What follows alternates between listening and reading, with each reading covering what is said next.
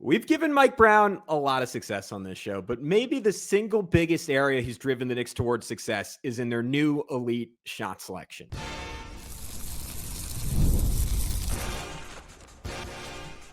You are Locked On Knicks, your daily New York Knicks podcast, part of the Locked On Podcast Network. Your team every day.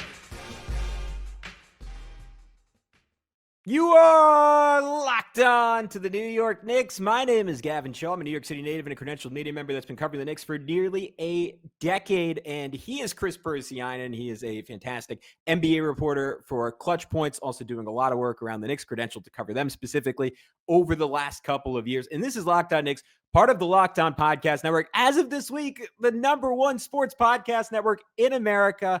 And this is your daily podcast on the New York Knicks, giving those detailed insight on your favorite team at least 5 days a week. So be sure to join thousands of other Knicks fans in subscribing on both YouTube and your favorite podcast platform, because we are rapidly approaching 10,000 subs on YouTube. We'd love to get there before the start of 2026. And if you like the show, it is the single best way you can help us grow the show. And today's episode is brought to you by our good friends over at Game Time. Download the Game Time app, create an account, and use code LOCKEDONNBA for $20 off your first purchase. Kris, on today's show, we're going to get into the Knicks shot selection, Mike Brown's thoughts on it, and how he's just completely reshaped the shot diet of this team. We'll talk about how it is specifically booing OG Anunoby, booing Mikal Bridges, and then we'll get into some final thoughts on the Nets game, as you were there in person, and I know you have some stuff you want to get off your chest. But let's just start broadly here. The Knicks are just generally taking the kind of shots you want to take in 2025 at higher rates than they did in past seasons. I know that is something Mike Brown specifically commented on last night. I know you've been in probably 100 of his press conferences so far. It's something he's been driving home a whole lot the entire season. 100's way too many, man. But yeah, I don't know. I'm giving you. I feel like you're like finding private ones with him. Benefit of the doubt there, yeah, right. Yeah, it's yeah. like when we're like waiting outside the bathroom, like yeah. You're saying he's saying excuse me. He's saying this is a press conference. It's funny because he and I did talk after the press conference last night, so now I just sound like a total ass for this joke because but like it was a brief back and forth about this read that OG made. And he proved me wrong about something, which was that I had not seen the Knicks make that read so far in a game this season. And he said they had done it several times. So was that when he hit Josh Hart for the reverse layup, or in the from the right corner? Yeah, out of the wheel concept. So that was funny and shows that maybe NBA coaches know a little more than us. But that said, it was a fun win for the fans at home. You could tell like the energy in the building was really good. Obviously, mostly Knick fans because it's both a home game and because even if they were playing at Barclays, it's mostly Knick fans at this point, and that really stinks for the Nets. I'd never take any glee in being like this team plays half their games at an arena where people don't really show up. Like that's not fun for anyone. So I will say though that this bottoming out that they're doing, this is how to reset. This is how to clean the damn slate. So New York was going to be able to exact their will on this Nets team pretty much no matter what. They were going to be able to beat this team pretty much no matter what. That's part of why I tweeted going into the game that as boring as you think a game with a huge expected disparity in point total is going to be, it's actually kind of a decently fun test for both sides. Hey, Brooklyn, you are bad. You're 1-8 coming into the game. They're 1-9 after the game. Sorry to spoil how it went, but not great for them. What are you going to do? Are you going to take a lot of 3-pointers? Are you going to fight on the offensive glass? Are you going to fight for extra possessions and turnovers? Are you going to execute defensively? The Nets came out playing decently, ended up down like 15 or whatever at halftime, and that wasn't beautiful, but they didn't just lay down from the tip. So that was, I guess, something. For the Knicks, are you going to play with your food, or are you going to dominate against an inferior opponent? It's not just that they dominated, it's how they did it, Gavin, that was really interesting to me. And I know that's something you and I were texting about right before this show. Yeah, and it kind of gets us into some of the shot diet stuff because they refuse to settle. They consistently made the extra pass. We spent a whole lot of time talking about it on last night's show, so I don't want to belabor the point, but and we'll circle back on this. I think it is a consistent theme. And to be clear, I don't want to discredit Tom Thibodeau here. The Knicks were as good or better than any team in the NBA at beating the below 500 teams in the NBA. Like I think they just had an absurd record against the worst teams in the league over the last 2 years. Last season, at least, a lot of those games were on close margins. They lost a few that they shouldn't have, and none of that is to say that won't happen under Mike Brown. They will undoubtedly. They already have lost games they had no business losing, and it will happen multiple times throughout the rest of the season.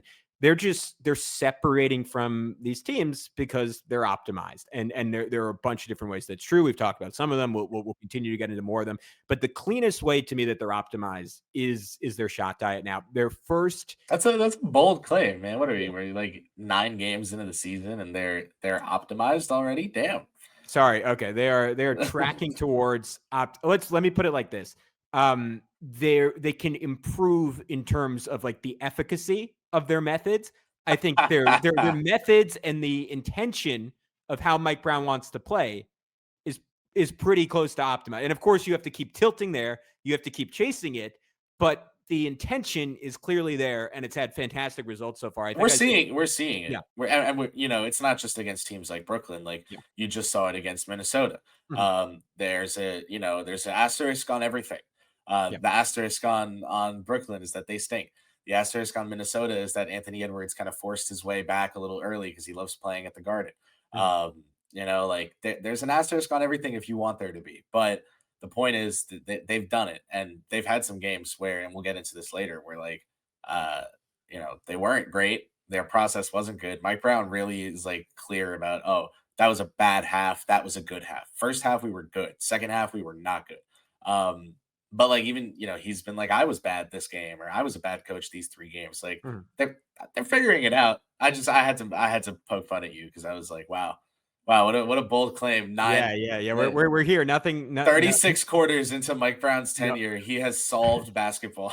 Yeah, nowhere to improve. I mean, relative to tips fans cover years. Relative to what Tom Thibodeau is doing, I think he has solved modern basketball. Knicks are first in cleaning the glasses offensive rating, 123.6 offensive rating. The Knicks are Ooh. first in the NBA, taking 14.5% of their shots from the corners, right? From on corner threes. That is number 1 in the NBA. Mike Brown stated his intention to do just that, and like that's optimized, right? Number 1.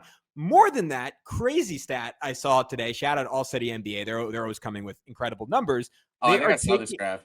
yeah, they're taking the most corner threes per 100 possessions of any team in the NBA since the start of the 2013-2014 season. Again, major grain of salt. All those stats are over 82 games for the other teams. Knicks have done it over, you said it, 9 games so far. So we'll see if they can keep that up in a meaningful way. But that is literally as good of a start as you can get off to. If your goal is to, if you think the best shot in the Yeah. game outside of the rim is corner threes, that's as good as you can do. And it certainly helps, Kris, that they're currently hitting them at a 47.2% rate, which is second in the NBA. Yeah, they've been money, and I think making them at that rate is good. But I also think that there's a little something to, and obviously, listeners, do not freak out when I say this, but like I think there's a little something to, like, professional players are going to make some baseline level of threes. Like you you can kind of expect a certain percentage. You can kind of expect a certain amount of shots to go in. So, as much as the driving factor is it's a make or miss league, did they make or miss the shot? I think just as important of a question, and yeah, you can control what players you get going forward, but you can't make someone make or miss a shot as a GM or as a coach or as an owner or as a fan. So the most important question for that group, for fans, for GMs, for coaches, anyone in between, becomes what kind of shots are they potentially making or missing? And I think the Knicks' high corner 3-point percentage is just as much a credit to how open some of those looks have been as it is to the quality of shooters that they have. Now, let me also tell you this: that relocation 3 that Brunson hit yesterday, Mhm. like fading into the corner, and then like Huck Porty and everyone is like tickling him on the ground, like just like a genuine like joy moment, like A cuddle puddle. epic bro joy moment. Sure. It's like but like he was fading out of bounds. Like that's crazy, right? Like we Mhm. can acknowledge that that wasn't some super easy look, Yep. but the split second that he had to shoot it, that came from movement and spacing and taking advantage of a young team closing out a little slowly. And so yeah, like you were saying, like these guys are kind of all benefiting. And I like that you brought up the corner 3-point stat. I know we got a break, but I've got one for you about Mikal and OG from the corners. Okay, cool. That's a great teaser. We'll come back. We'll talk corner threes a little bit more. We'll talk the Knicks overall shot diet. We'll get into it all next right here on Locked On Knicks.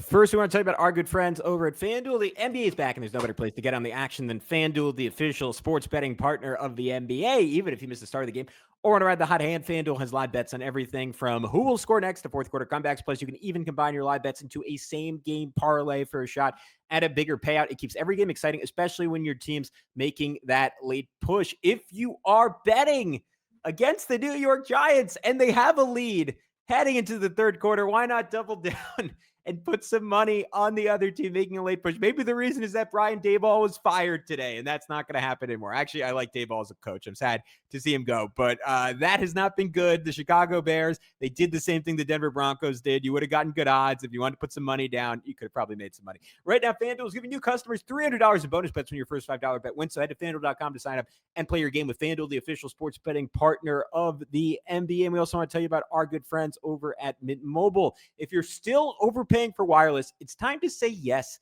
to saying no. At Mint Mobile, their favorite word is no. No contracts, no monthly bills, no overages, no hidden fees, no BS. I said yes to making the switch and getting premium wireless for just $15 a month. Mint makes it simple. All plans come with high-speed data and unlimited talk and text delivered on the nation's largest 5G network. You can bring your own phone and keep your numbers and contacts. I love that you get the same quality service you had before, but for a fraction of the price. And man, I hate a long setup. The setup with Mint is super easy. You keep your number and you're up and running in minutes. So ready to say yes to saying no? Make the switch at mintmobile.com/LockedOnNBA. That's mintmobile.com/LockedOnNBA. Upfront payments of $45 required, equivalent to $15 a month. Limited time new customer offer for 3 months only. Speeds may slow above 35 gigabytes on unlimited plan. Taxes and fees extra. See Mint Mobile for details. All right, Gavin, Schall, Kris Pursiainen back with you talking shot diet here on Locked On Knicks. All right, just real quick, and then I want to hear your stat on the corners, specifically on OG and Mikal, because they are no doubt or I shouldn't say no doubt, maybe that's kind of a contradiction. I'm just going to say no doubt the two Knicks benefiting the most, and I think like you saw it at the beginning of this Nets game. Mikal was just walking into open corner threes, and I'm sure you're going to tell us, but he's been absolutely deadly on those so far. They are sixth in the NBA this season in total three-point rate. Last season, they were 27th in that statistic. That is probably just the single biggest statistical transformation we've seen under Mike Brown in terms of his inclinations, in terms of versus what Tom Thibodeau's inclinations were. According to Cleaning the Glass, they're 14th in rim attempt rate. Now, that might be shaped just by the distance that Cleaning the Glass defines rim attempt rate, because I know our guy Schwinn had the Knicks fifth in the NBA in rim attempt rate. So that is something to note. Like they might be a little higher depending on how close. I think Cleaning the Glass is 4 feet. Perhaps Basketball Reference is just 3 feet. I was going Still, to say, I think yeah. reference is 3, Yeah, 0 so to that 3. is probably the difference. And that's honestly probably a truer capture of what you think rim attempt is. Rim attempts are, especially when Jalen Brunson is taking those like short push shots. He's just taking way less of them, like pretty much every year since he's been on the Knicks. They are 28th in mid-range rate, what is universally considered the shot you don't want to take unless it's a superstar taking it in a big moment. 22.5% of their shots coming from mid-range. They were 16th in that area last season. Mikal Bridges, in particular, a massive drop-off on those. But, hey, man, I'll throw it to you. OG and Mikal have both been spectacularly efficient to start this year. They've had sterling shot profiles to start this year. What stood out to you in terms of how they've benefited from the way Mike Brown has structured this offense? Yeah, so I mean, the stat that I want to get to, and I'll just drop it right away, is you look at across the whole NBA this season, shooting stats by zone. OG Anunoby was tied with Max Christie um, for most corner 3-point makes per game just a couple days ago. Christie's down to 1.6, and Anunoby is still at 1.9. So He's And he's actually doing that, Kris, while shooting the single best percentage of any forward in the NBA. He's hitting 57% from the corner. yeah, Right? 56.7% from the corner. So Crazy. he's taking 3.3 shots per game from the corner. He's making 2 of them. Ludicrous. Also, Mikal Bridges is coming up the ranks. So he was tied for 6th place the other day. I wrote about this. And he was tied for 6th place. Now he's actually tied for 2nd place. Tari Eason, Asa Newell, and Mikal Bridges are all tied for 2nd place What a at group. 1.7 per Yeah. game. Asa Newell has appeared in 5 games. He's averaging 7 points a game. He's shooting 50% from 3 this season. He's making 1.2 of his 2.4 attempts. So he qualifies here. But also that probably, might not sustain the same way that OG shooting 57% from the corner will probably not sustain. But for right now, OG and Mikal, um, they are right at the top of the league when you look at the most corner threes made per game. If you go to look at attempts, it's a little less interesting. Yeah, OG's number 1 at 3.3. Asa Newell 3.0, and he only takes 2.4 threes. How does that even? I'm not smart enough for this, man. They have that kid stuck in the corner. I don't. That's all you need to know. Mm. Mikal Bridges is tied in attempts with Con Knipple, Jabari Smith Jr., Miles Bridges, and he's right below guys like Max Christie, Tari Eason, Harrison Barnes, Julian Champagny, and the great Tumani Kamara. So Mm. a lot of fun players up here at the top of these lists. But OG and Mikal, like, a lot of times you look at guys and how many shots they're making and how many shots they're taking and whatever, and it's like, oh, that seems like a lot. Oh, that seems right. Like Trayvon Edwards quote tweeted me recently and was like, NBA's got to get back to specialists. Like, why is OG Anunoby taking 8 I three-pointers a saw game? that. Yeah. And it's like, well, okay, well, let's look relative to the rest of the league. Like, is OG actually taking a lot of 3-pointers? Okay, yeah, he is taking a lot of corner 3-pointers. He's taking the most in the NBA. Well, okay, how's he doing on 57%? Yeah, keep it up, buddy. Like, so I think all that stuff's important. Like, I think someone would be right in theory to question OG Anunoby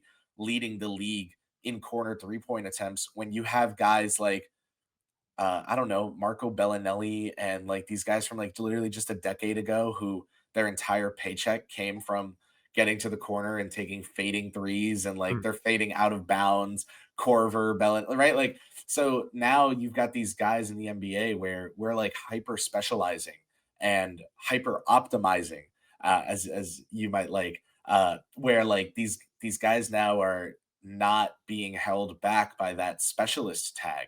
If they're good at something, they can do it Mm. because no team is above winning. That's what they're trying to do. And if something's going to help them win, they should be willing to lean into it. Obviously, not every team is as good as the next. Like I credit Will Hardy all the time at being really good at getting the most out of his players by assigning them roles that are pretty much in lockstep with what they're good at and what they're not. Um, a lot of times you have coaches that want players to fit into certain roles or that have trouble getting certain kinds of players to fit at all, which I think is more common, honestly. Mm. And assigns like less blame to the coach directly, but also like, yes, it's on the coach. But Mike Brown seems set on like, I don't care about what's best for everyone individually, but we are going to give you the space to make that happen. Like, I think what's best for everyone is getting easy threes.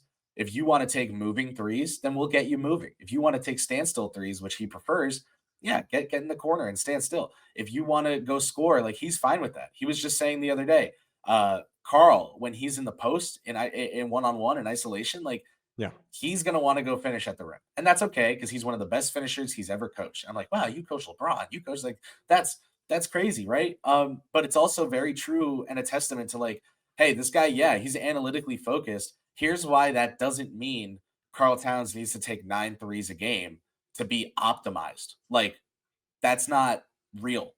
Yeah. I think they're finding like a really good mix. And to your point, like it is always and this is why I appreciate having you here and having your perspective here because I can sit here and say like it's best that Cat takes 10 threes a game, but we've seen a lot of data, even though he had a season where he took 8 a game, like, and we talked about this on our preseason episode, might just not be comfortable taking that many threes consistently. And like, it just sort of like figuring out, I like obviously adjusting to the opponent, adjusting to their coverage, adjusting on how a guy's feeling about a shot on a specific night, and like figuring it out on a night-to-night basis. And I do appreciate Mike Brown, like, again, leaning towards like what is like a quote unquote like mathematically correct shot diet, while also listening to his player preferences. I wanted to just quickly, just to nail it down, like just give the frequency numbers for OG and Mikal this season, because I think they're just the differences from last year are really interesting. So OG, 41% of his shots coming at the rim. You wouldn't mind that being a little higher. That is like lower than it's been the last 2 seasons in New York, where he's just had it's higher than it was like most of his prime in Toronto, but he's just had crazy rim volume in New York. Last season 42, this season 41. That's perfectly good. What I'm really encouraged about, and not that OG is like a fine mid-range scorer, it's just that this Knicks team has the ability to get to such great offense, as evidenced by the fact that they've been the best offense in the NBA so far. That's not the greatest shot on a stacked roster. Like on a night where Jalen Brunson's not playing, let him lean into that a little bit more. His mid-range frequency has gone down half, 17% of his shots last year, 9% this year. In turn, he's taking 50% of his shots from three, Kris. That is the highest mark since his rookie season. His half season in New York, he was 39%. His full season in New York last year, he was 41%. So that is a dramatic jump. And in turn, as we just talked about, he is shooting absurdly well from three, 44% overall. One thing to watch, only 32% above the break after he had like one of the better above the break 3-point shooting seasons of his career. To your point, like the corner, he's not going to shoot 57% from the corners. Like last season, he got off to just a ridiculous start from three over the first 18 games. And then went through like a 15-game stretch where we're all like, is this guy ever going to make a shot again? So that'll vacillate, but it's something to watch. Mikal like is even more interesting to me. His rim frequency is up only 3%, but in terms of league-wide numbers, that's like a 10% jump in terms of like what percentile of his rim attempts. I know that's 2 in the weeds, but the point is he's getting to the rim a bit more. The most notable thing to me, last season, 41% of his shots coming from mid-range, 95th percentile in the NBA, all the way down to 28%. That is a dramatic difference. He's an elite mid-range scorer. And yet, as good as he is, if he's shooting like this from three, it is never, you're never going to replicate that, because they have to shoot 75%, 80%. That's a little high. Whatever, 70% from the mid-range. I get what you're saying. Yeah, you do. Hopefully people at home do too. You're good at translating for me. They get it.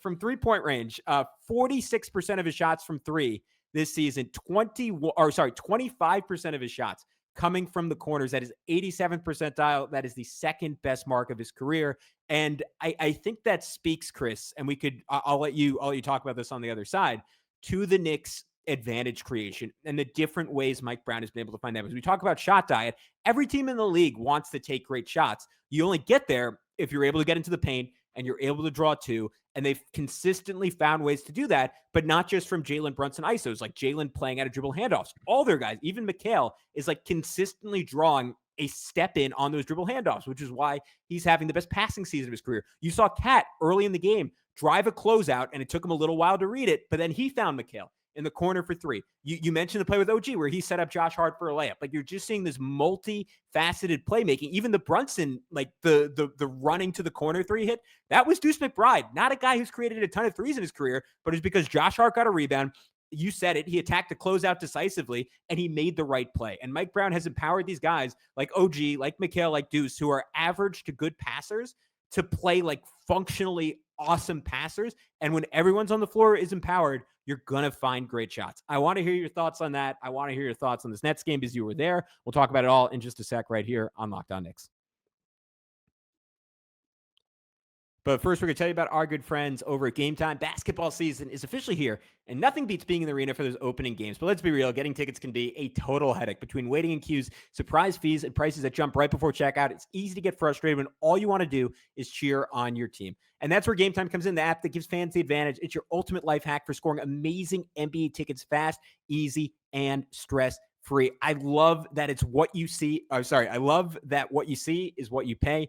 No hidden fees at checkouts. Nothing raises my blood pressure like when I buy group tickets for my friends and the price jumps $100 at checkout. Just a miserable feeling. Plus, I can see exactly what my seat view looks like when I buy the tickets with their in-app seat view feature. Their zone deals are also a game changer. You can pick the section, Game Time picks your seats, and you say big. You can coordinate it so you sit right near the media section, and you can say hi to Kris during the games at MSG. Take the guesswork into buying NBA tickets with Game Time. Download the Game Time app, create an account, and use code LOCKEDONNBA for $20 off.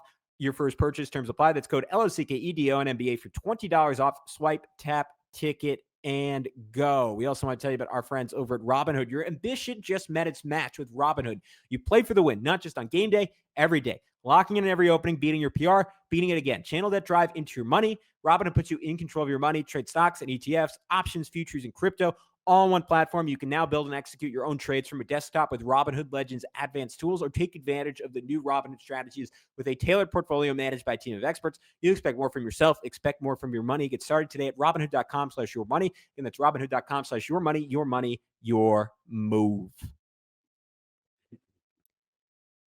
All right, I'm just going to throw it to you, man. Anything more on what I was talking about in terms of how to gotten these shots, or do you want to just get? Okay, you answer my question. Go ahead. I think it's important to note that it might, it can, likely will be cyclical.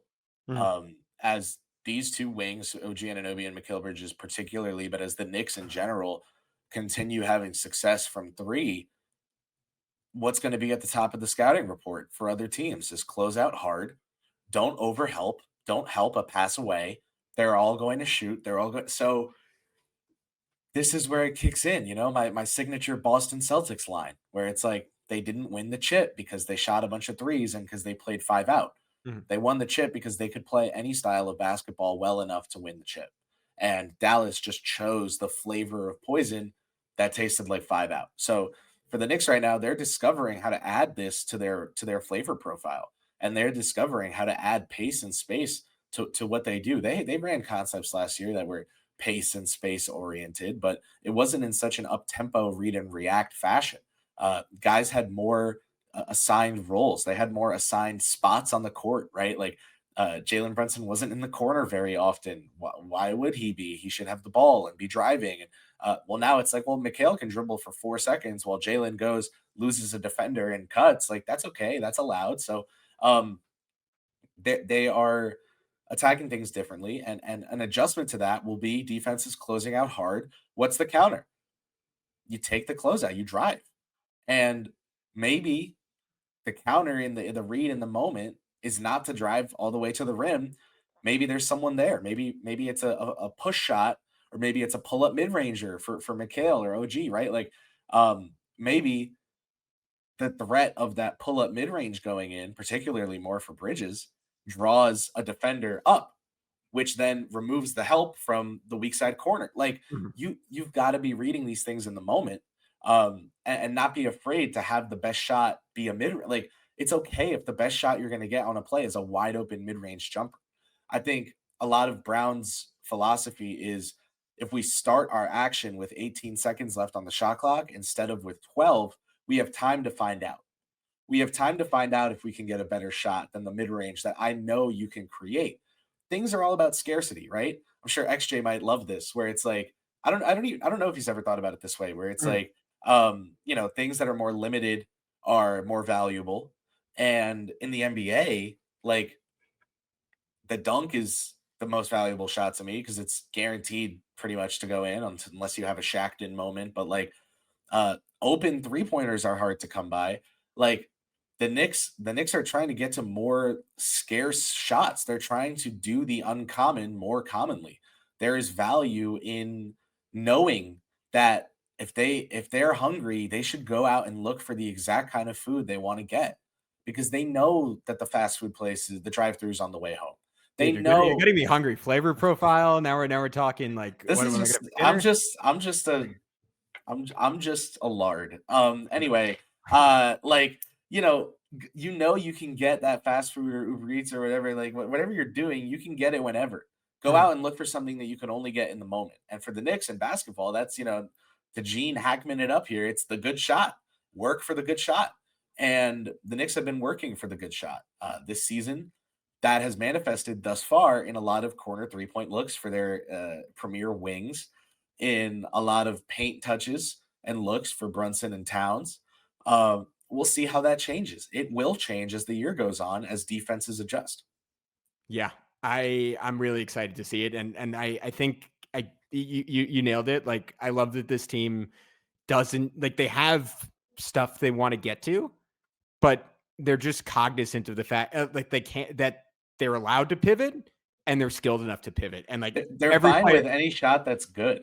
yeah, And that's why it feels like they're so often getting shots that they're happy with, is because yeah. they're getting good shots. Yeah.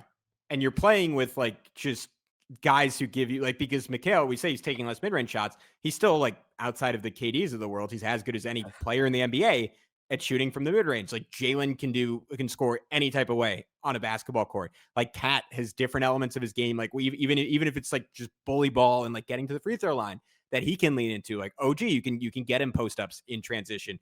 Cat, to your point, like we've seen having a lot of effectiveness in the post. Like Mikal threw him like a killer, like over the top entry pass over a front in that Nets game that I haven't seen a Knicks player attempt to a Knicks big in years. I feel like, I'm sure it's happened at some point, but they are really, really comfortable I just think that attacking you in different ways. that Sar dunk might have like Yeah. opened the Knicks players' eyes a little bit to like, oh yeah, this guy can just absolutely stuff someone Dude, in the and rim. then Ant the next game, he put him in the rim. That was like Stuffed him through the rim. And it's like, and yeah, and then he opened yeah, the game doing it twice, right? Like bullies exactly. Claxton, draws a foul, then goes right back at him for a jump hook. Like I really like Cat, like because especially last year when he started next to Mitch, it was tough to get him going. Like I love opening a game like that for him. And you know what that does? Let's get cyclical with it, Gavin. What does it do when he's aggressive at the rim, when he's driving, when he's putting the ball on the floor? You and I have talked before about that swim move that he Yeah. loves. What does that do for him, particularly on offense? Is it makes teams realize that he is a threat as a driver, and they need to be worried about that. And if they're worried about that, maybe they're thinking for a second, okay, how close to him do I close out? What I got to close out on him as a shooter, but I can't leave my feet. I got to make sure, and it's in that split second that he might drive right by them and go get fouled on the way to the rim. Maybe not even come close to making the shot, but draw contact, right? So like it's all cyclical. It's complementary football. It feeds into itself, and taking it to the rim and getting to the free throw line is running the rock. That is establishing the run game, showing that at the line of scrimmage you can dominate, that you have the people movers, that you are going to control the tempo and the pace of the game. And then if they choose to respond to that by stacking the box, if they choose to really not close out hard and to give you space to close your driving lanes, if they choose to pack the paint, I know something the New York Knicks are really good at. It's three-point shooting. So that will be the counter. It's all cyclical. It all plays into itself, and it's all about options. The Knicks had more options available to them last season than they deployed Great way to phrase it. over the course of the season. Mhm. So I think this year it's about finding out first what those options are, second if they work, and third the real coaching job. But this is again just 3 of 3. The third is balancing that. Yeah. The same way that Leon Rose's job is to hear William Wesley and to hear Brock Aller and to hear the players and to hear Mike Brown and collate Walt Perrin and what they want and how to figure out what the best move is and to make the best decision for the organization. The coach's best move is to figure out what combinations of players are best. It's all science. It's all an experiment. And the Knicks are making it clear so far. Tyler Kolek minutes to start the year. Like they're fine if this thing blows up, right? They'll clean up on aisle 6, come back out the next game and get back to what works. But they're going to find out what works and doesn't the hard way. They're willing to do it. Yeah, and it's a conversation for another day because we're out of time. But you wrote an article about this recently. I've been deeply fascinated in like how and where and why Mike Brown has deployed certain combinations and certain lineups, and like he's talked about it. Like, and this was my single biggest thing in terms of like my biggest issue with Tom Thibodeau is that they didn't use the regular season to experiment last year when you have the margin for error to do so. And it's the only way you're going to figure out what your best lineups actually are and when and where to deploy them. Mike Brown is very open about the fact he doesn't know the answers to those questions yet, but he's also open about the fact that he's going to do everything he can to find the answers. And the fact that the Knicks are fantastic as they're doing that is kind of proof of concept that that is the right way to go. But that is a topic for another day. If you want some more on it and Mike Brown's lineups and rotations and just some of his general thoughts, which Kris has captured as well as anyone covering this team, be sure to check him out over at Clutch Points. You can find me right here, of course, on Locked On Knicks, wherever you can find podcasts. Until next time, he's Kris. I'm Gavin. We'll talk to you very, very soon on Locked On Knicks.